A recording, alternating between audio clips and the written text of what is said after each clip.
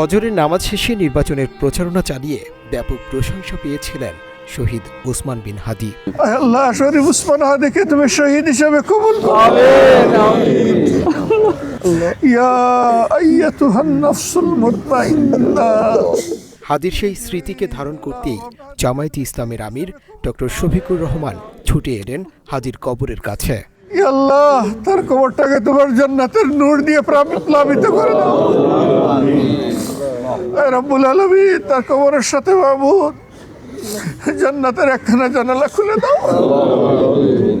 ঢাকা বিশ্ববিদ্যালয়ের কেন্দ্রীয় মসজিদে ফজরের নামাজ আদায়ের পর নেতাকর্মীদের সঙ্গে নিয়ে তিনি হাদির কবর জিয়ারত করেন। হাদির দুশ্মনেরা কার্যত বাংলাদেশেরই দুশ্মন,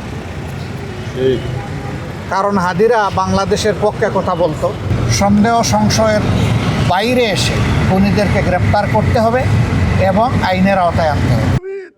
রবিবার বাদ ফজর অনুষ্ঠিত এ কবর জিয়ারতে উপস্থিত ছিলেন বাংলাদেশ জামায়াতে ইসলামের আমির শফিকুল ইসলাম, সেক্রেটারি জেনারেল সাবেক এমপি মিয়া গোলাম পরোয়ার সহ দলটির শীর্ষ নেতারা। এছাড়া ছাত্র শিবিরের কেন্দ্রীয় সভাপতি জাহিদুল ইসলাম, ডাকসুর ভিপি সাদিক কায়েমও অংশ নেন দোয়ায়। আল্লাহ, এই পর্যায়ের একটা মানুষ এত সহজ সরল জীবনযাপন করে না। এদিকে দুপুরে রাজধানীর মগবাজারে আল ফালাহ মিলনায়তনে হাদির শাহাদাত উপলক্ষে বাংলাদেশ জামায়াতে ইসলামের উদ্যোগে দোয়া মাহফিলের আয়োজন করা হয়েছে। তার পরের দিন কিন্তু হাদিকে শুট করা হয়েছে। অনুষ্ঠানে উপস্থিত ছিলেন জামায়াত নেতা গোলাম পরোয়ার সহ কেন্দ্রীয় নেতৃবৃন্দ। যোগ দিয়েছেন শহীদ ওসমান হাদির মেজো ভাই ওমর বিন হাদি। এ সময় ওমর বিন হাদি তার বক্তব্যে শহীদ ওসমান বিন হাদির অসমাপ্ত বিপ্লবকে সমাপ্ত করতে এবং ইনসাফের বাংলাদেশ গঠন না হওয়া পর্যন্ত দেশপ্রেমিক জনতাকে আন্দোলন জারি রাখার আহ্বান জানিয়েছেন। এই বাংলাদেশকে আধিপত্যবাদ মুক্ত করতে আমি চেয়েছিলাম ইনসাফের বাংলাদেশ যতদিন পর্যন্ত গঠন না হবে আমরা রাজপথ ছাড়ব না। কিন্তু আজকে ওসমান চলে গেছেন, আল্লাহ ওকে তার সর্বোচ্চ পুরস্কার দিয়ে নিয়ে গেছেন। মাত্র 30% টাকায় জমির মালিক হয়ে নতুন বাংলাদেশের গড়ে তোলার স্বপ্ন দেখা বাংলা বসতি। অনুষ্ঠানে বক্তব্য রাখেন জামায়াতের নেতারাও। প্রশ্ন ওঠে হাদি হত্যার বিচারে ডক্টর ইউনূসের নিশ্চুপ ভূমিকা নিয়ে। আমি সেলিম ভাইয়ের সাথে একমত। কালকে প্রধান উপদেষ্টা যখন ভাষণ দিলেন, খুব সুন্দর ভাষণ তিনি দিয়েছেন, কিন্তু ভাষণটা যখন শেষ হলো 1 সেকেন্ডও অন্তরের মধ্যে বিলম্ব হয়নি। আমাদের অন্তর থেকে এই প্রশ্নটা এসেছে যে তিনি এত বড় ভাষণ দিলেন, লক্ষ লক্ষ লোকের সামনে কথা বললেন, কিন্তু এই নির্মম হত্যাকাণ্ডের বিচার করার ব্যাপারে তিনি কোনো কথা বললেন না। আমরা সবাই হাদি হব। সন্ধ্যায় জাতীয় শ্রমিক শক্তির নেতৃত্বে একটি মিছিল শাহবাগ থেকে ঢাকা বিশ্ববিদ্যালয়ের কেন্দ্রীয় মসজিদের পাশে কবি কাজী নজরুল ইসলামের সমাধিস্থলে গিয়ে শেষ হয়।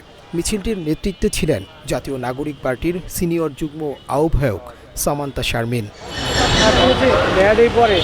শহীদ ওসমান হাদির কবর জিয়ারত শেষে সাংবাদিকদের জানান, হাদির হত্যাকারীদের এখনও খুঁজে না পাওয়ায় সরকারের দুর্বলতা স্পষ্ট হয়ে উঠেছে। ভারতের সাথে যে সকল চুক্তি বিগত দিনে করা হয়েছে তা জনতার সামনে উন্মোচন করারও দাবি সামান্তার।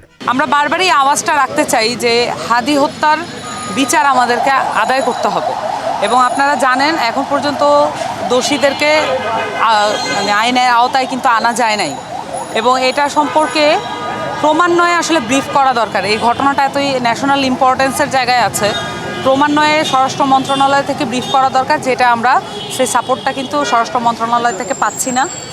গত 16 বছরে ভারতের যে 86টি চুক্তি, এর মধ্যে 66টি উন্মুক্ত চুক্তি এবং 20টি হচ্ছে সমঝোতা স্মারক। এই 86টি চুক্তির কি কি টার্মস অ্যান্ড কন্ডিশনস আছে এগুলো বাংলাদেশের মানুষের সামনে উন্মুক্ত করতে হবে।